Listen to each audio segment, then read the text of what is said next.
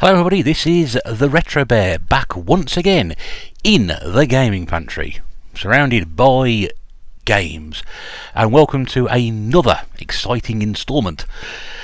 And this is going to be a bit different because I haven't done one of these before. Why haven't I done one of these before? Because it's a trade and I don't usually have stuff to trade.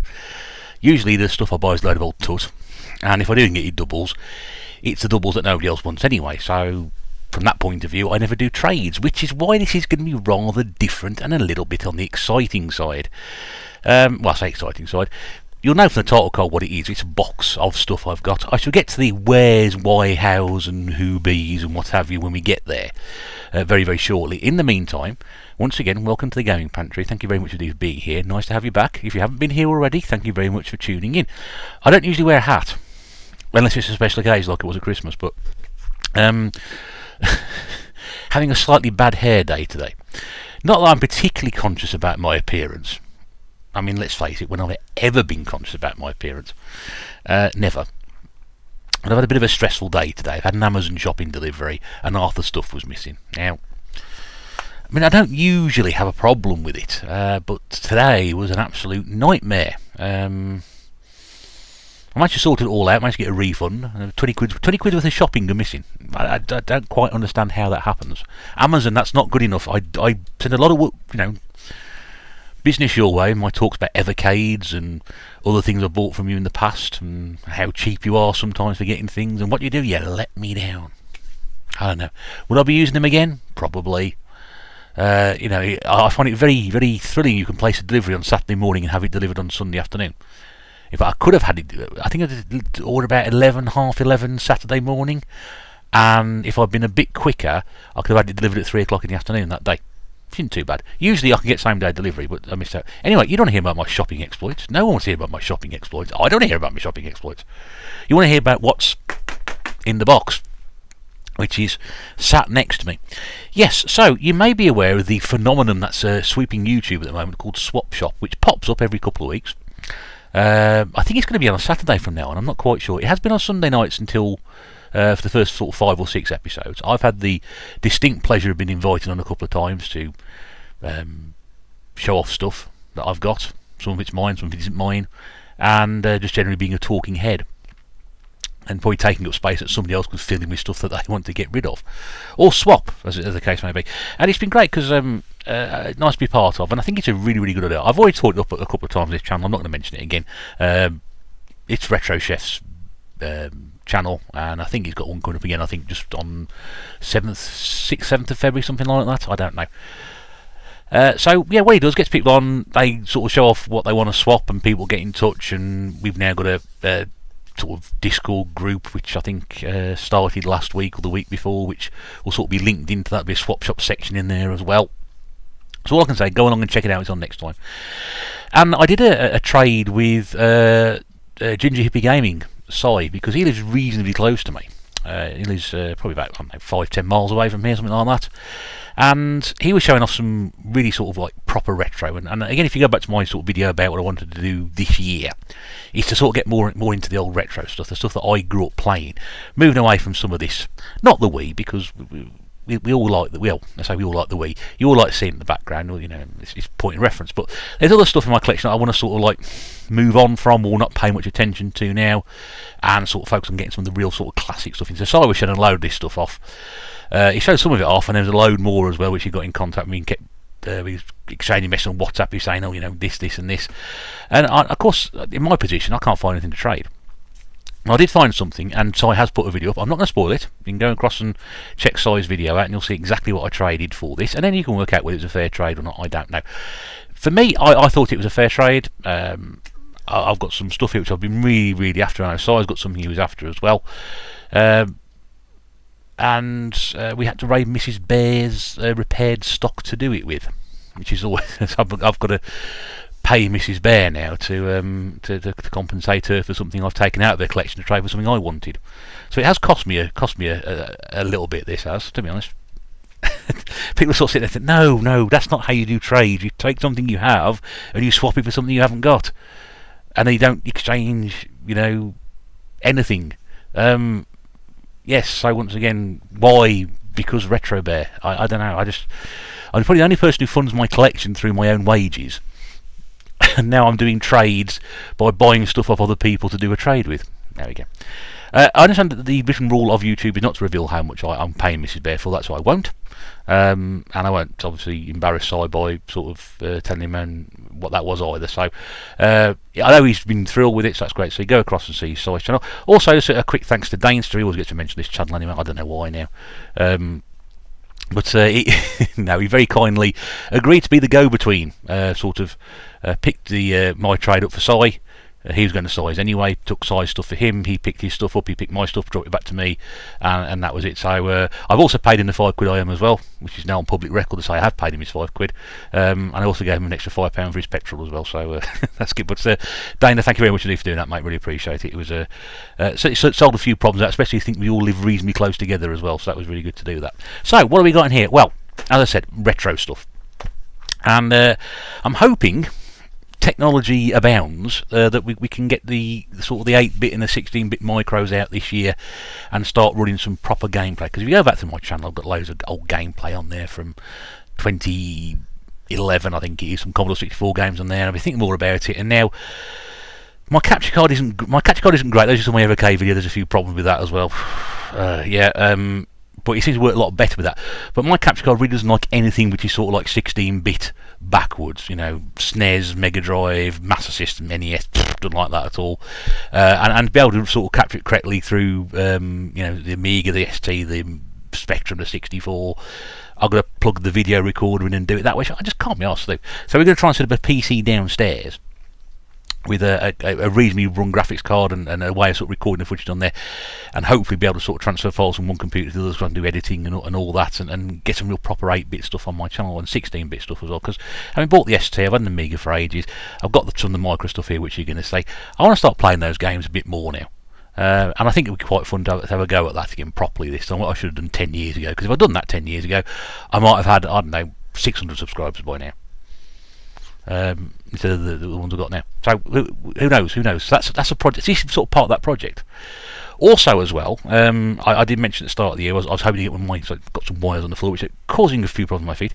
I did mention at the start of the year I was trying to get one of my, a couple of my, I say grail, I don't like the word grail, things I never had that I wanted in my collection.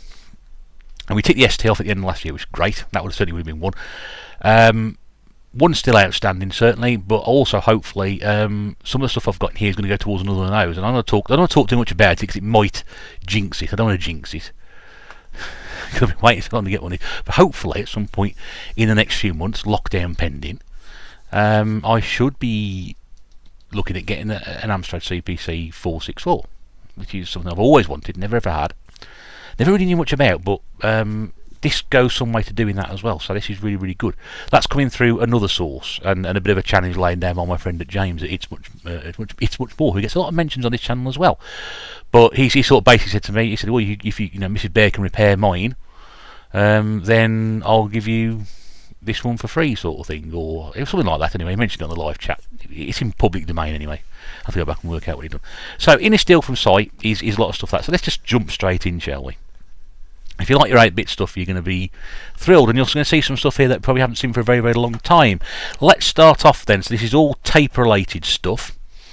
We'll start with Ninja Spirit, which I know absolutely nothing about. Now, this is, if you see there, it says Amstrad. Now, it wasn't my intention to start getting Amstrad games before I got an Amstrad, but as Si was sort of throwing these into the trade, I thought, well, it would sort of make sense to do that.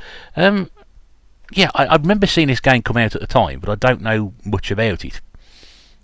I'm not sure whether it's Ninja Gaiden related. Probably not, I don't think it is. It's an Activision game, though. What's really interesting as well is there's a little baggie inside. It's an ocean baggie. And that's not an ocean game, it's an Activision game. But it is the right game in there. And a player's guide there's a nice little manual. So yeah, but those of you who used to collect this stuff back in the day, giant big box, we all love a bit of cardboard. People talk about Nintendo cardboard. This is proper cardboard, right? Proper cardboard. And of course, these compilations in here as well. I mean, I used to see this all the time on the shelves as a kid. Here's another one. I never even heard of this one. It's called Arcadia. Now look at those 3 games on there. Operation Thunderbolt, which was a sequel to Operation Wolf. There's the New Zealand Story, which is one of the great unsung platform games. When people talk about platform games, talk about Bubble Bobble and Rainbow Islands from years ago. They very rarely talk about New Zealand Story. And Chase HQ, which was again a big sort of driving arcade game. You sort of police car chasing the other drivers down. I haven't set that up properly. Excuse me a second, while I just talk and mess around with the computer at the same time. But yeah, you're sort of driving through and you're chasing a car down. You've got to ram it off the road before the time runs out and make sure that you catch the criminals. And it's great. And they had a load of rubbish conversions. Now, this is for the Commodore 64, so that's a rubbish conversion for the Commodore 64 Chase Rescue. Terrible conversion. But interesting to note there, Arcadia, Cabal replaces Operation Thunderbolt. Now, I'm not sure whether Operation Thunderbolt, there was a license issue or something to go along with it, or something not wrong. I don't want to show you all these inside because I don't want to keep doing this, but there's a baggie in there with some tapes in there. And yeah, it's got Cabal rather than Operation Thunderbolt. I don't think Operation Thunderbolt came out for the Commodore 64, or did it? Why was the case? It's a back box. I've got no idea what's going on there.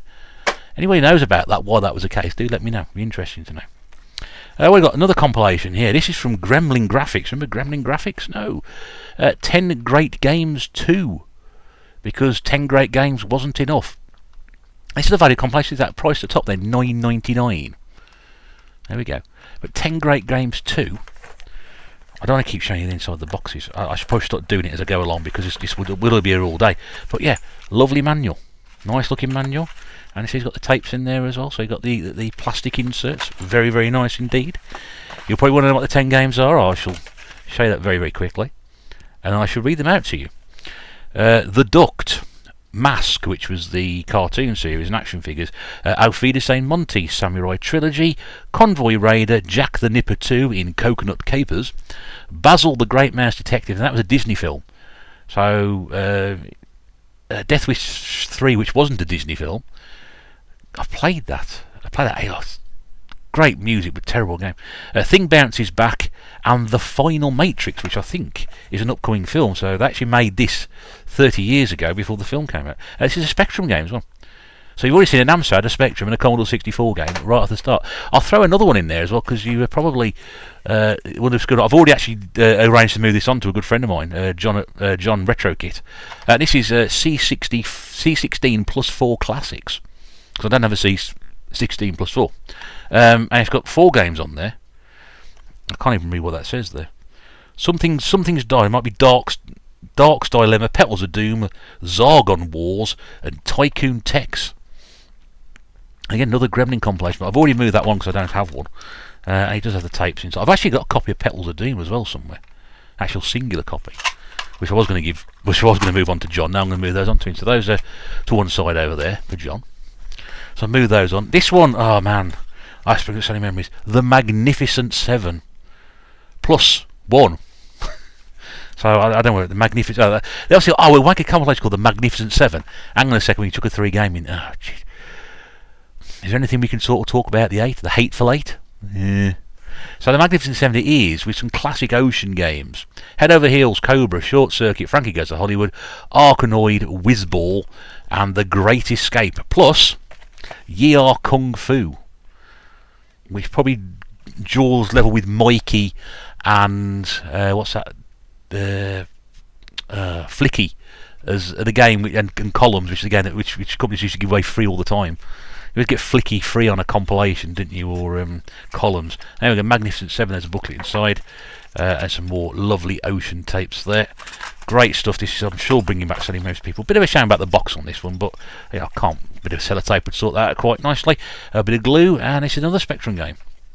But I mean, those compilations in themselves, they're just so desirable. Just bring so many memories back. Another one for you. I think it's the final one I've got now. Yes, it is. Yes, it is. And this is Night Moves. This is the Commodore 64 one. As you can see, it says Commodore at the top. Not sure if this is the one that came with the computer. Pretty sure they gave this away with the computer at the time. Nothing to see on the back. Always very interesting. Games: Sliced by Secret Agents, Shadow Warriors, The Nightbreed. I never know it's going to the Nightbreed before. Nightbreed, yes. The Nightbreed. No. And Midnight Resistance. There's the manual. Lovely, lovely. And we've got the game tapes in here. I'm not going to there is one tape in here which unfortunately looks like it is going to be beyond economic repair, I'm afraid. But that's fine. It can be replaced. I'm not going to dwell on that one too much. I'm just happy to have the compilation. I mean, you know, Shadow Warriors again, I'm just playing the Amiga an awful lot. Midnight Resistance, with its sort of revolutionary sort of rotating fire mechanism to shoot things. Slice Spy is a game I've never played. So I'm looking forward to playing that one, and of course Nightbreed, which I've got no interest in playing whatsoever. But I think I've got that copy of that anyway, because I think my friend had Nightbreed free when he bought a Commodore 64, and he gave me his tapes sort of about 10 years ago, which was great. Right, so I think most of these are sort of now. We've now moved on to sort of like cardboard, dual cases, double cases, all those sort of things. Do stay tuned. Don't fall asleep, please. Next up, Double Dragon 2: The Revenge. Now, this is on. I didn't know what this was on. I sort of going, what is this on? It's on the Amstrad. There we go. Never owned a copy of Double Dragon 2. Again, you can see in there. We've got tape. There we go. Interesting enough, I've just noticed in there. I'm not sure whether Si knew this as well, but I've actually got the inlay to Computer Classics. I'm not sure why, because I haven't got that game amongst them. I don't think I'm missing much on that one, because I think I've got that for somewhere else. But yeah, so there we go. Double Dragon 2. Great to have that in. I didn't know that was... Gee, that's cold. I didn't even know that was in there when I bought it. This one's a bit... People remember this one. It's not the greatest condition, but don't worry about that. It's the Tripods. Do you remember that TV series from the mid-80s? Didn't they try and revive it? Didn't Sky One try and revive it a few years back? I can't quite remember. And there we go, so the Tripods. So that's like a little booklet there about tripods. Look, the registration cards in here as well. Tripods competition. Is that a poster? I wonder what that is. That'll be interesting. I was interested to see what's in it. Oh, it is a poster. It is a Tripods poster. It's a shame about the box, but again, like I said, it's a map. Oh, we love maps. There we go. There's a map. So there's Britain, Winchester, London, Dover, and there's that thing over there. Europe, I think that's what we used to call it. But yeah, tripods. I didn't even know there was a game based around tripods. Like I said, a lot of this stuff, it was sort of like one glance and thought, yeah, I'll have it. Now this one I think possibly might be the best of the lot. It's WrestleMania. Now, not particularly. I should point out that game actually I think is for the Spectrum. Sorry, you should be knowing what these are. Yeah, Spectrum tripods. Tripods Spectrum. This one is also the Spectrum. So this is WrestleMania. Now I'm not saying this is the best one of the lot because of the game, because it's a terrible game. I knew it was a terrible game because I bought it for the Amiga when it came out, because I'm a wrestling fan. It's got, got this Commodore 64 as well. It's got the tape. But look at this. It says on the front, free pin badges. Okay, they're there. Look at that. Absolutely pristine condition. They haven't. I don't think they've been taken off because the pins are still in there. But I'm still thinking. Perhaps I better confirm. I don't know. But look at that. I mean, that is amazing. With the Amiga version, you got a free video cassette, which was like basically a 10-minute promo for Coliseum Video. And the 8-bit versions came with these pin badges. I mean, look at that. Hulk Hogan, Legion of Doom, the Big Boss Man. Ah, man, I just couldn't believe when they were in there. In fact, I'm not sure whether Si showed me the photographs to say they were in there or not, but as soon as I saw those, I thought, I've got to have that. I've got to have that. That's brilliant. It's a terrible game. It's a terrible game. It's not how wrestling should be done. But anyway, as if they're going to care now. No one cares more, Russ. Don't, just move on. Right, cases time. On to cases. Okay, so what have we got here? We have Space Harrier. I picked up the budget re-release of Space Harrier a few weeks ago. So this actually sort of grades my one. It's a nice hard case. I'm not going to open all these up. I'm just going to sort of show you the back so you can see if anything on there. But yeah, Space Harrier, a game I've never really ever got into. I know some people love it. It's a game I've not really got into. Another hard case is Spectrum version of Spy Hunter. Remember Spy Hunter from the arcade? Those obviously aren't the Spectrum screenshots.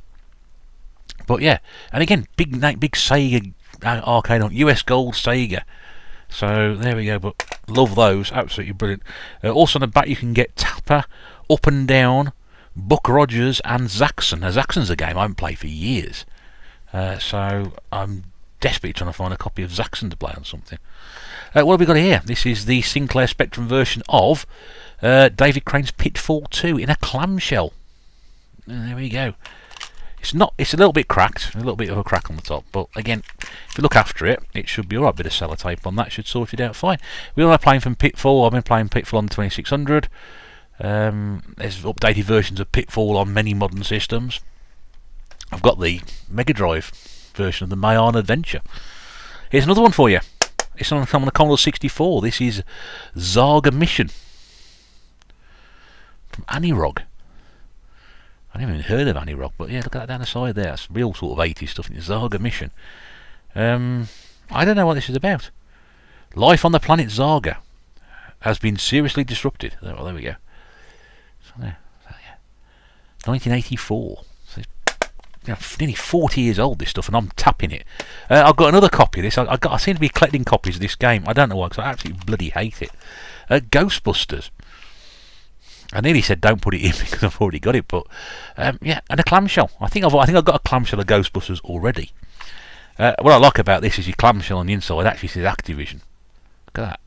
Wow. Lovely on the inside.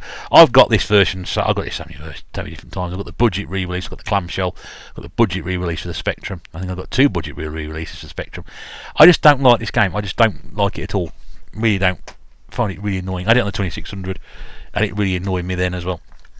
Another hard one. This is Red Arrows on the 64 as well, with a free contest. Spend a weekend with the Red Arrows. Aye aye. Yeah, not quite as exciting as it sounds, I expect.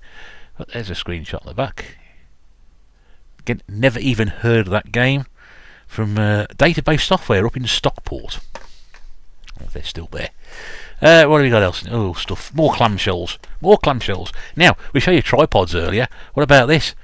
War of the Worlds. We are definitely getting our giant space invaders with numbers of legs invading the Earth type games in this one. I didn't even know they made a game about War of the Worlds. This is on the Spectrum, and there aren't even any screenshots on the back, so it's going to be... How good is that going to be, eh? Based on Jeff Wayne's musical version of H.G. Wells' science fiction classic, so it's not based on the film or the book, it's based on the musical version. On the Spectrum. Wow. You'd have thought they put that on a Commodore 64 or something like that, wouldn't you? Dun dun dun, diddler diddler, dun dun dun, diddler diddler. Great, can't wait to play that. Cannot wait to play that. Brilliant. And another one now. This one. So I did mention there are a couple of games in here which do, should we say, command, say massive amounts of money, but a couple of hard to find games which do sort of go for a few quid. This one is one of them I think I mentioned, which is Demon Knight, which it says there at the bottom, a terrifyingly difficult adventure, which are probably 4 words in the same sentence that I don't particularly like. Now this is on ZX Spectrum. Interesting. I'm not sure whether that's meant to be like that. There's actually a case inside the case. Which is great. Another clamshell. Available for popular micros, just ask. So nice, those screenshots at the back. Had any good adventures lately? It's probably all becoming a little easy now, isn't it? You found the treasure, killed the monsters, and got home in time for tea. Was that the Secret 7? Or the famous 5? Yeah. Try this one. It is difficult, deadly, and logical. Your task is to find, face, and defeat the demon Beelzebub. You will need a strong nerve and a clear, incisive mind to succeed. Well, that's me out then, isn't it? In order to defeat the demon, magic must be used. I don't think you're just going to stroll up to Beelzebub and start swinging your sword around. This is an adventure in which it will be a long time before you get that far, so don't blow it. Brilliant. So, I think that was one of the ones he was on about. The other one I think he mentioned as well. So that was Suspect. This is the Amstrad. And this is Blood Valley. It's a game I've never heard of. Look at that giant, thick case for that. Brilliant, isn't it? It's got the manual. It's a Gremlin game, Gremlin graphics game. Got manual and that inside. There's some graphics on the back as well, which you'll see there. I've never seen much of them, but there we go. But yeah, I think you mentioned that was worth a little bit as well. So possibly, I've never heard of it. I'm trying to think. Could it confused with a couple of other games I was trying to think of, but that is definitely not a game I've ever seen before. And here's another one which there's a couple here, which are sort of these giant sort of jewel cases. This is not quite big, slightly bigger than ones. They're more like ones you used to get for the ST and Amiga. So we've got a Spectrum version here, not compatible with the Plus 2A. So this is the 48 and the 128K, and this is North and South, which is a game I've never played. Never played North and South before. But it's got a very good... It's based on a Belgian, I think it was, cartoon strip, I think it was. A couple of discs in there, a couple of tapes in there, and there's the manuals and everything inside. But yes, I've never played it. But it is generally well regarded on a number of different systems. Not sure whether the Spectrum version is one of those. The other one I've got in here as well, which is on the Amstrad. Wow, this was great to see in here. It's Tintin on the Moon. Now, I know the ST version, maybe even the Amiga one, goes for a lot of stupid money. I've seen some, I think, 100 quid possibly, 60, 70, 100 quid, something like that. There's a big jump between 60 and 100 quid, I know, but it's in that ballpark anywhere. I'm not sure this one's worth anything the same as well, but I remember this game coming out, and I remember because I've been an Amiga owner at the time, thinking, yes, Tintin. I hate Tintin. I was an Asterix kid when I was growing up. So I'm not sure if it's any good. And I know absolutely nothing about Tintin, nothing about it at all, but yeah, I mean, it looks really good, doesn't it? But yeah, and again, nice condition, and they're both from the same company. We see another Infogrames, which is the silliest name. Is it Infogames? What's Infogrames? I don't know. I think someone's explained it to me in the past, but I'm just too ignorant to pay any attention. What else we got in here now? Okay, so we're on to some single tapes, and then we're going back to the dual cases. This is for basically what every modern professional should have nowadays. A copy of Mini Office for the Spectrum. Word processors, spreadsheets, database, and graphics. There we go. That's a single tape. And of course, nothing to see here on the back. Side 1, load Word. Side 2, load database. What have we got here? Never heard of this game before, from Bug Bite. I don't think that's a particularly good sign. This is Dog's Body with a picture of the dog with a pickaxe on the front of it. Digging a hole. Got paws, that's why dogs have paws. Are there any screenshots? There are. Sort of. I don't think you can see that there, but again, I've never heard of that game. By somebody called Stephen Monks. So Stephen, if you are watching, there we go. It's your 5 minutes of fame after all these years. And then another Spectrum game from Mastertronic, another name, budget label from back in the day, game called Excel, not based around the London arena. Not based around the spreadsheet either as well. What is it based on? Pilot an alien spacecraft to battle with so intelligent planets. What the hell does that mean in English? Pilot an alien spacecraft to battle with it should be so-called intelligent planets. I'm pretty sure someone's missed something out on that one. Anyway, just try and get that a bit closer. See, I don't know, you can't really see what they are. Best way to review these games is to sort of do some gameplay, which we may do at some point if we can get the other computer working. What have we got here? Yep, let's cut more single tapes, and then we're on to the double tapes, and then we'll be done. Yes. What we got here? We got an Elite budget label re-release on the Amstrad, and this is Saboteur 2, which it kindly points out on the front, the exciting sequel to Saboteur. That's why it's called Saboteur 2. It's not one of these games where there isn't a first game. Star Choice probably come from the newsagents, I expect. I remember playing the original Saboteur on the Friend Spectrum many years ago. It's not like it's not the greatest, should we say, graphical achievement anybody's ever done. Whereas Mrs. Bear likes to put it, that looks terrible. But yeah, I remember Saboteur being a very well reviewed game from years ago. I could be wrong, but a lot of people used to talk about it. Now it is an absolute classic on the Spectrum. Sorry, that was on the Amstrad. If you didn't hear that, it's on the Spectrum from Atari Soft. It doesn't get any better than this. Play the original arcade classic in your own home. It's only pole position. It's only pole position. There's no screenshots at all. It's come from. That's interesting. It's not actually pole position at all. It's actually Manic Miner. It's Manic Miner. So I don't actually have a copy of Pole Position. It's Manic Miner, which I haven't got a copy of anyway. So in a way, that's not so bad. So I now have a copy of Manic Miner. So I need to find a box for that, and now I've got a copy of empty tape for Pole Position. How strange. You'd have thought I'd have checked these properly before I started showing them off, wouldn't you? I've done that before. Didn't you remember my Amiga video collection? Remember that one I did years ago? And it wasn't until I opened up a box or something I found out that there was, I think it was Assassin 17. No, Assassin from Team 17. And we opened the box and inside there was actually a copy of Final Fight. Yeah, it's weird. Or when I opened up Tomb Raider 3, when I was in my PlayStation 1 collection, I found out there was no disc in there. After all these years, after I bought it at a car boot sale. Interesting. So I'm learning about much about these as you are at the same time. Pinball Wizard. I think it's on the Spectrum. Any Spectrum at all. Are there any screenshots? No. It is Pinball Wizard in that one. There we go. So I just say, mate. Generally, I had no idea that that was Manic Miner in that copy of Pole Position. No idea at all. No idea. Anyway, I love the cover on this one. 48K Spectrum Challenge. It's splat. Now look at that. Ooh. That's probably pretty... I've been advised by somebody who knows a bit more about these things myself that that's actually quite a revolutionary cover to use at the time. Not even sure what year it was. 1980 something or other. Possibly. Yeah, anyway, so got a copy of that. Never even heard of it. That's the great thing about something. Never even heard of some of these. So that's why I'm so thrilled to look at play them. Frank Bruno's Boxing on the Amstrad.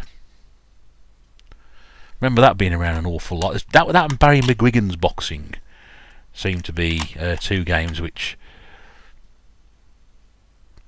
sort of were quite prominent in those 8-bit days. This one on the Commodore 64 is Potty Painter in the Jungle, which I think is going to be a rip-off of that game I can never pronounce correctly. Isn't it Antiriad? The one with the monkey on the front cover. He's been he's been back in the arcade. You are a gorilla. You are a gorilla. Okay. Has anyone ever told you before? No. Okay, it's one of those. God, dear, who's typed that in the back there? I have no idea. Anyway, it's to do with painting jungles and gorillas. By the looks of it. I think it looks like it's one of those sort of rip-offs. And I've got a BBC Electron game. There's an Electron game in here. Is there? Yes, there is. Have I got an Electron? Yes, I have. You were surprised at that, weren't you? Now, I have an Electron tucked away. It's minus power supply at the moment. But there is a power supply being held for me somewhere. And hopefully we'll get round to sorting that out as well at some point. Bloody COVID. And this is Galactic Patrol. I've got about 10 Electron games. So,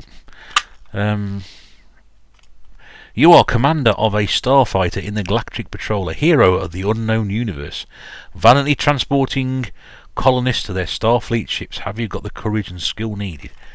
I don't know, probably not. But anyway, yeah, so an Electron game. You've never seen an Electron game on this channel? Wait, there we go. There's one there. Good, this, isn't it? We've got Spectrum, we've got Amstrad, we've got Commodore 64 and 16, and now we've got an Electron game. Where else do you get this stuff? Well, yeah, you don't go anywhere else and get this stuff. Right, what we've got here. Now, this is basically a load of dual case games. So we've got probably about 20 to get through, and then you can go and do something else. On the Amstrad CPC, we've got a game called After the War, which I've never heard of.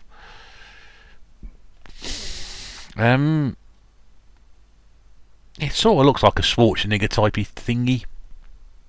There's some left to right scrolling going on there. But yeah, I don't know. English instructions, French instructions, German instructions. Never a good sign. There's 3 instructions on the back of that. Regular viewers will know what I'm talking about. Are you not a regular viewer? You should be. What have we got here? Oh, God. Yeah, not one of my favourite games. Again, it took me a while to work out what this one's for. It's actually for the Amstrad, and it's Crazy Cars 2. Game's so terrible they made 3 of them. There's nothing redeeming about Crazy Cars in the slightest. I don't care at all what anybody says. Nothing redeeming about that game in the slightest. Sequel to Thing on a Spring. This is Thing Bounces Back on the Amstrad. Again from Gremlin.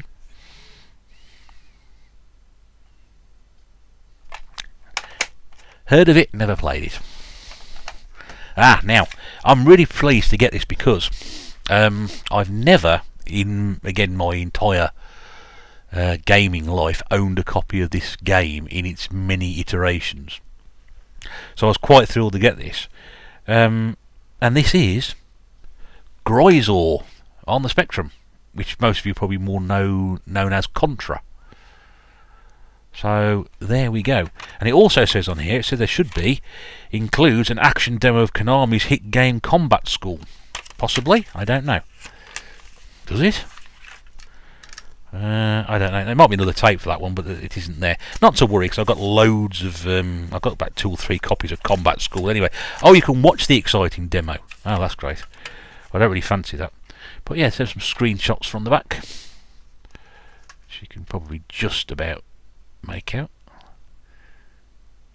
But yeah, so interesting to see how that plays. Again, I played Contra on the NES on the off emulation, so really pleased to have that one. What do we got here? Light Force, Faster Than Light, from FTL. This is Spectrum, not Life Force, which is Salamander. But I don't know much about this one, but this is Spectrum one. From a game called Carter Follis Group of Companies based in Sedgley. I wonder if anybody knows where they are now. I'm not sure what that is. Looks like some little top-down shooter type thing. So a lot of these games, you just don't know what they are if you've never heard them before, and you go, oh, that's interesting. Now this one. Oh, Coin Up Smash, Coin Up Smash, Coin Up Smash. Grand Prix Selection, Super Sprint, Championship Sprint, which has been obscured by a sticker, and Super Hang-On.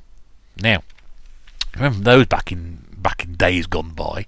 Super Hang-On, brilliant. Super Sprint. I wasn't a big fan of Super Sprint or Championship Sprint in the slightest. They seemed a bit like basic. I prefer Badlands and... No, Badlands, I think it was. That was probably one I played, which I think was like the futuristic sequel to one of these games.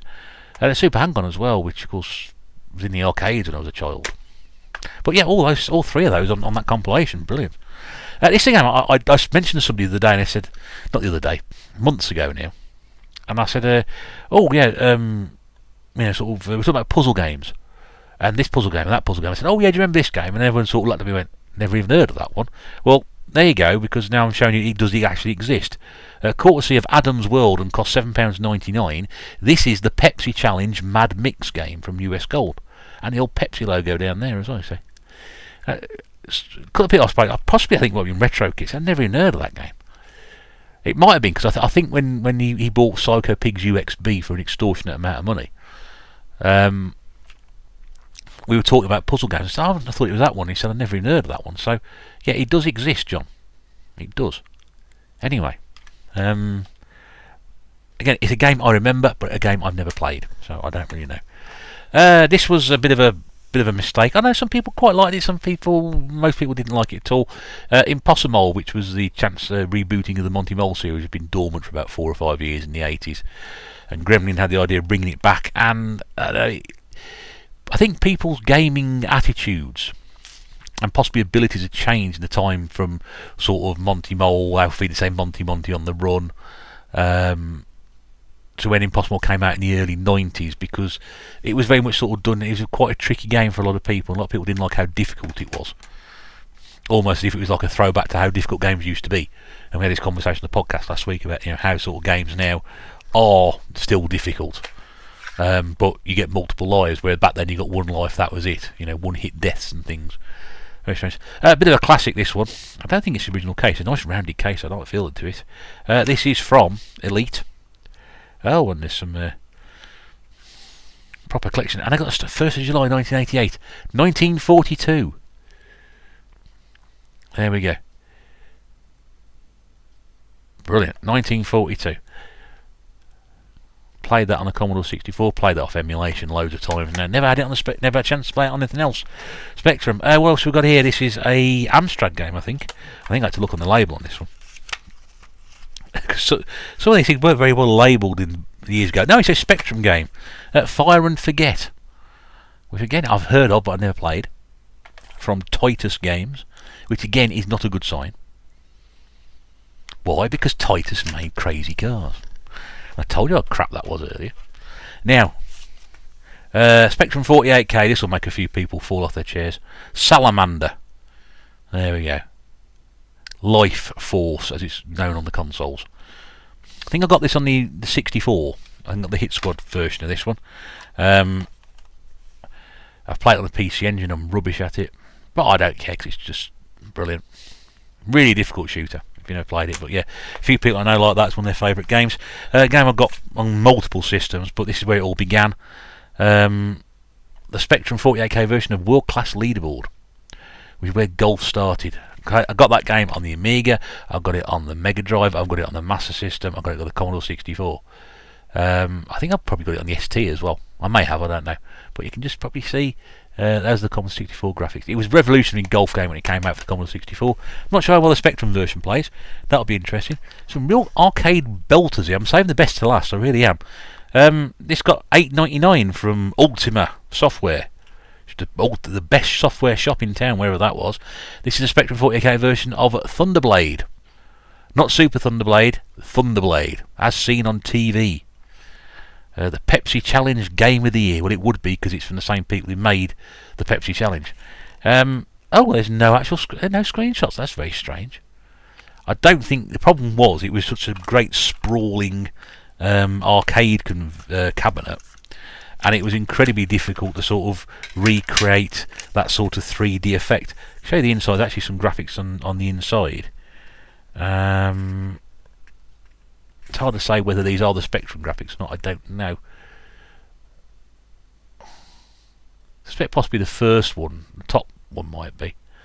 But it didn't translate. I mean, you're trying to convert a giant hulking 3D arcade game to a home system, which, let's be honest with you, don't do things like that very well. And people can understand why it was not very. A better picture that one, then. Not why it wasn't very good, because you're trying to convert an impossible conversion, basically. This one, though, this is an absolute belter. I played this to death on the Amiga. I think the Commodore 64 version is probably regarded as the best one, and this is Buggy Boy on the Spectrum. Absolute belter of a game. Again, arcade screenshots on the back. I'm not sure how well it plays on Spectrum. I'm not sure whether it's any good or not. I don't know, but one of the best arcade conversions I ever played on two different systems. Anyway, used to finish the Amiga version all the time. Used to love it. But it keep drawing you back in. You keep going back and playing it and back and playing it. Now, another classic. We mentioned platform classics earlier. What did we talk about? Whatever it was called. I can't even remember what it was now. That long ago. New Zealand Story, that was it, yes, right, very, very beginning. New Zealand Story, talked about what an arcade classic that was, and what a very much sort of forgotten platformer, really, in some circles. Well, here's the reason why. It's Bubble Bobble on the Spectrum. A game I played on a Commodore 64 game, I played on the Amiga as well. I've never played the Spectrum version, and it's the big box release as well, which is great. So, absolutely chuffed to have that. Brill. What have we got here? 3 more to go. This is a game I think I've heard of but never actually played, and is Nemesis the Warlock. This is the Spectrum. I think it's 2000 AD character. Just coming back to me there. Just looking at the back cover of that art styling there. You might be able to see that if I move my flipping head out of the way. Not with a focus on this, possibly. I don't know. Anyway, I think it's a 2000 AD. Yes. Become Nemesis the Warlock from 2000 AD and enter this nightmare world you may never return. Didn't used to read it, so I don't know much about it. So 4 more still to go, sorry. This is Desolator. Special purchase $2.99. Obviously it's a great game. Sadly there's no tape inside that one, but I think Si said he's going to forward me the tape anyway. This was going to be the Amstrad as well, so that one. Amstrad? Yes, Amstrad. For the use on Amstrad / Schneider computers. I didn't even know what a Schneider was. It was a dog. Yeah. Now, this is like, we talk about compilations. These are sort of the original compilations. These are the ones which first sort of came out, and we talked about the podcast last week, value for money. And these ones I remember first of all coming out. They sold 1 million. Ta-da! And it did. These games sold 1 million. 4 different games from 4 different software houses. And you've got on there, this is for the Spectrum, you've got Saberwolf, Beachhead, Daley Thompson Decathlon, and Jet Set Willy. I mean, let's face it, you can't get 4 more classic games than that. And it says down there, for those who are interested, the Hit Squad. The best group of hits in gaming history.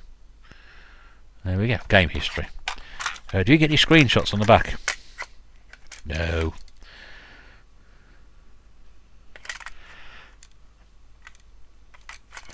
But yeah, there we go. There was also no, there wasn't. I think was it 4 or 3 or 4 of these, something like that back then. Remember them coming out. But they all sold 1 million copies. There's no sort of like, sort of messing around with that. They're 4 biggest selling games in gaming history. Penultimate game out of here is the Amstrad version of Xevious, which is a game which I've seems to made its way onto pretty much every single Namco compilation going. There's also a game called Home Runner as well. I'm not sure what that is. I don't think it's anything to do with it, but it's in here. Are there any screenshots I can show you? No. Sadly not. I don't think it's in the right box anyway, just by the way the cover is. But anyway, nice bright Xevious label. So it does say free badge and potion, so sadly they aren't in there. And the last game I'm going to show you about this box. No, that's one I'm not sure whether we're finishing on a good game or not. I don't know. Not one I know an awful lot about, from Rainbow Arts, which was never again a good sign back in the day. I can't even tell you what it's for. Oh, it's the Commodore 64. There we go. And it's spherical. This was probably their pre Turrican days, Rainbow Arts, which means you never touched them with a barge pole. There we go. And there's a box, empty. We've gone through all those games in there. Isn't that brilliant? Yeah, so I mean, hopefully you'll agree there were some real belters in there. Some games I've never heard of before, some real sort of curiosities, and a couple of things I've discovered in there which I wasn't aware of when I was checking through them when I first got them. But it's all good. It's all good. What a great trade that was. Go and have a look at Si's video, see what Si I traded Si, see what you think. I think it's I was happy with the trade. I've got some great stuff there to go through, some stuff I remember from years gone by, some stuff I never even heard of before, and I'm absolutely chuffed with that. I really am. I think, like, if you count all the compilations and everything, I think it's about 78, 80 games, something like that, which is far, far more than I'm never going to play probably for the rest of my life anyway. It's probably a bit underestimating that one, but yeah, there's not an awful lot there that I'm going to sort of like just ignore. There's probably a couple of games in there which I'm probably going to play once and maybe never play again. But there's a lot of games in there I'd like to try, and again, I've never played them on different versions as well, so that's another way around it. But yeah, let me know what you think below. Hope you enjoyed that. If you have enjoyed that, then don't forget to do the old subscribe, tick, like, thumbs, sub thing, whatever, all that rubbish at the end that people do. It'd be great to know what people thought about that. Great if you want to subscribe. We'd like to see you back here again. And don't forget to check out all the other content on the channel. There's a podcast, there's the collections, there's Barely Played. Oh, there's so much content on here. And I don't always wear a hat, which is good. So that's it. Also, don't forget to keep an eye on RetroChef's channel for upcoming Swap Shop episodes. I think he's trying to do one every couple of weeks or so, depending on what sort of how you can sort of get people involved, which is great. In the meantime, thanks very much indeed for watching. It's been a pleasure to be speaking to you once again. Do take care. And this is the Retro Bear saying bye for now.